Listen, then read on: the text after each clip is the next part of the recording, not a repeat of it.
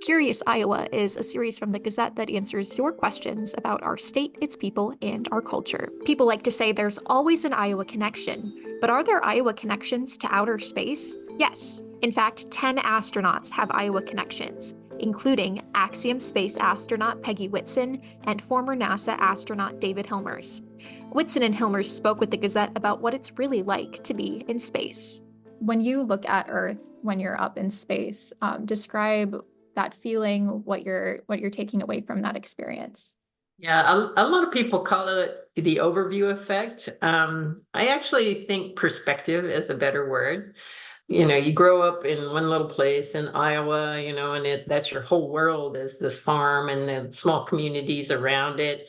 And then I went to college and, my world expanded, and then to graduate school, and I was in a different state, and my world expanded even more. Started working for NASA, and they started sending me off to Russia, so my world expanded even more.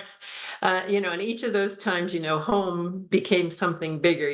Home for a while, was just this community, then it became my state, then it became my country, and then it became planet Earth.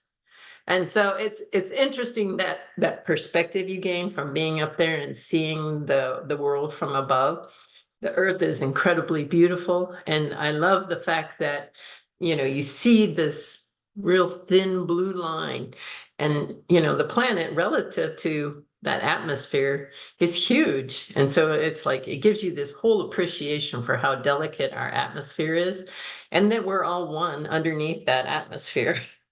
That is protecting us. As you try and build and repair and keep a space station running that enables life, you realize how special the life is and the capability of life on our planet.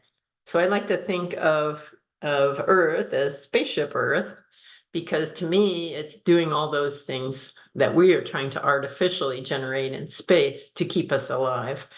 Plus, it also has a magnetic field protecting it from radiation. So you have all those temperature regulations, the air, we have oxygen produced, carbon dioxide removed. All of those things are making up something that keeps us alive. And so you have this perspective of how important spaceship Earth is.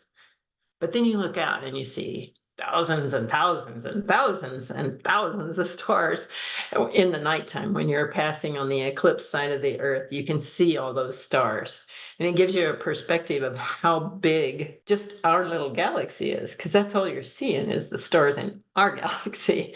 And then recognizing there are billions and billions of galaxies out there, it gives you this perspective of where we are in all of that, and how important our planet Earth is, but how small we are in the cosmos. So it's that perspective that I find that really stays with you. What does it feel like to be in zero gravity? I always like to say that there are positives and negatives. And so the positives are, you're really free to let your body do things that you never could be able to do. I always admired gymnasts and the things that they could do with their bodies. And, I never was able to replicate even closely what they could do. But in space, you can do all sorts of things like that without the gravity and inhibiting you. There are fun things you can do. You can, play around with objects and, liquids and have all sorts of fun. But there are downsides. Everything is a little bit more difficult. Nice thing about gravity is you can place an object on a table or whatever, and it stays there. And it doesn't in zero gravity. So you have to have Velcro or some way of tethering whatever object you're working with. From a physical standpoint, you have immediately as you get into zero gravity, you get fluid shifts. And so the fluid that's normally in your legs shifts up to your head and becomes a little bit uncomfortable. And it takes a while for your body to kind of equilibrate, get rid of some of that fluid.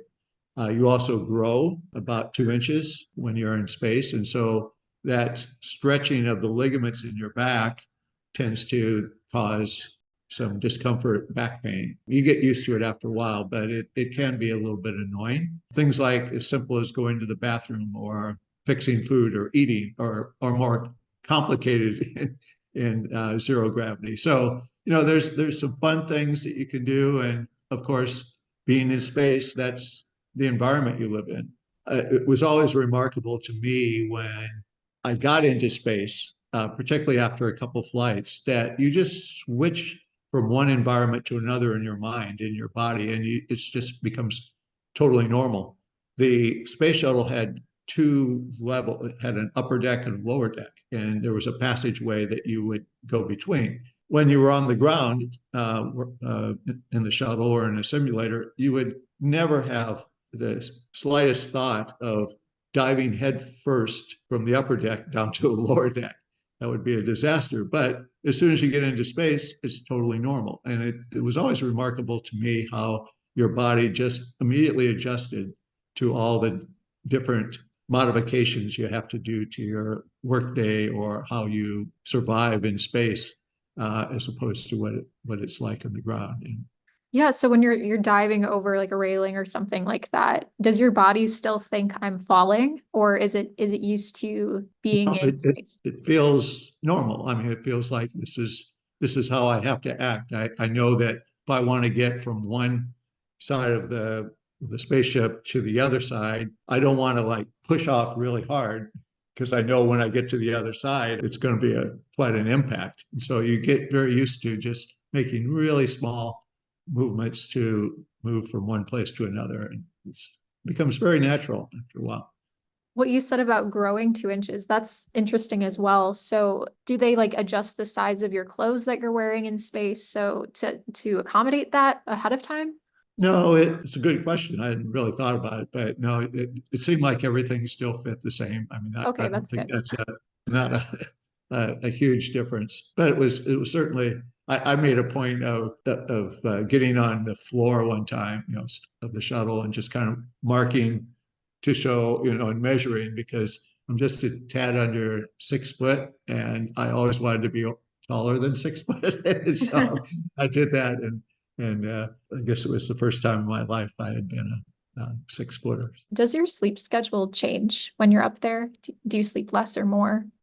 I would say probably a little bit more just because it is phenomenal sleep up there.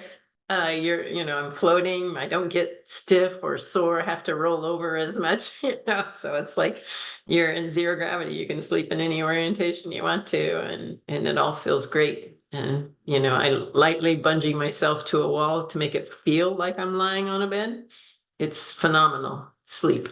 How long does it take for you to readjust to being in gravity? So after a long duration mission, it takes a bit of time. The initial experience when you get back is, oh my gosh, I'm so much heavier than I thought I was.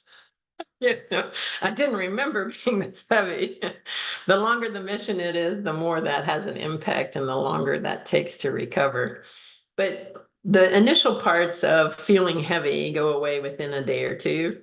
The neurovestibular effects can last a little bit longer, especially after the longer missions. If you turn your head quickly, you'll find that it's very disorienting because your body's not used to having those sensations, because in space every orientation was the same, and so your body ends up kind of ignoring all those sensory inputs, and then it has to readapt. Some people get motion sick when they go up, and some people get motion sick when they come back home. I actually get coming home is the hard part for me.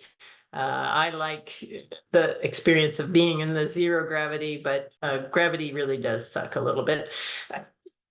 So when you get back, you have to readapt. When you're on Earth, are you missing space? And when you're in space, are you missing Earth? Or how do you balance that? It's a really good question. And I think some people, when they get to space, they do spend a lot of time missing their, families or friends or the things, the luxuries you might have on Earth that you don't have in space. And I think, from a psychological perspective, it's maybe not the best attitude to have. And so I really, when I go to space, I am looking forward to being in space and looking forward to the experience of being there, even with whatever limitations that might bring, because I want to live the fullest. It's a special amount of time that I get when I'm up there, and I want to live it to its fullest, and so take advantage to it and appreciate it for what it is, knowing that I'll be going home later and I'll get those experiences again soon.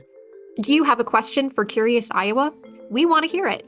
Submit your questions at thegazette.com/curious.